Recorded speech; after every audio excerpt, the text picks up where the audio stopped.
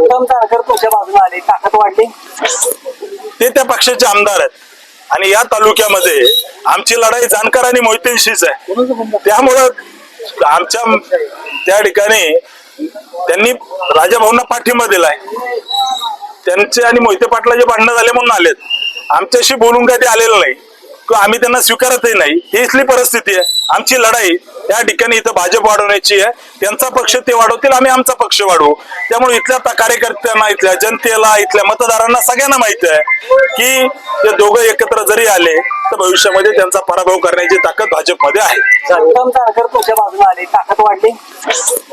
ते त्या पक्षाचे आमदार आहेत आणि या तालुक्यामध्ये आमची लढाई जानकर आणि मोहितेंशीच आहे. त्यामुळं आमच्या त्या ठिकाणी त्यांनी राजाभाऊंना पाठिंबा दिलाय. त्यांचे आणि मोहिते पाटलाचे भांडणं झाले म्हणून आलेत.